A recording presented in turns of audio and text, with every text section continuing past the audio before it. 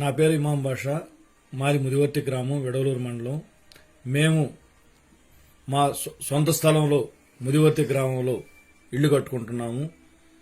మాకు పూర్వీకులు ఇచ్చిన స్థలం అది. దానికి ఎటువంటి కాగితాలు కూడా ముదివర్తిలో గాని ఏ పల్లెటూరులో కూడా ఉండే పరిస్థితి ఉండదు. మేము 4 నెలల నుంచి ఇల్లు కట్టుకుంటుంటే 3 నెలల వరకు ఏ అధికారి గాని ఏ పేపర్ వాళ్ళు గాని రాలేదు. కరెక్ట్ గా 15 రోజుల క్రితం నుంచి సాక్షి పేపర్లో ఒక న్యూస్ వేశారు. ప్రభుత్వ స్థలం కబ్జా చేసి ఇళ్లు కట్టుకుంటున్నామని చెప్పేసి న్యూస్ రావడం జరిగింది. దాన్ని బేస్ చేసుకుని విఆర్ఓ గారు, ఎంఆర్ఓ గారు వాళ్ళందరూ వచ్చేసి మా మీదకి రావడం జరిగింది.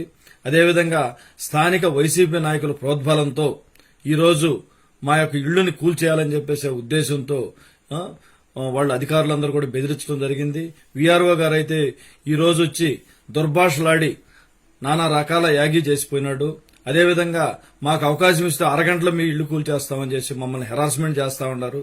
మేము ఒక మైనారిటీ వ్యక్తిని కాబట్టే ఈ రోజు ఈ ప్రభుత్వం మమ్మల్ని హింసిస్తా ఉందని చెప్పేసి మేము ఆలోచిస్తా ఉన్నాం. అదేవిధంగా ఈరోజు స్థానిక వైసీపీ నాయకులు ఎంతో ప్రోద్బలంతోనే ఏ కాడికైనా సరే ఈ ముస్లిం వ్యక్తిది ఈ యొక్క స్థలాన్ని కూల్చేసేసి ఇచ్చేయాలని చెప్పేసి అనుకుంటా ఉన్నారు.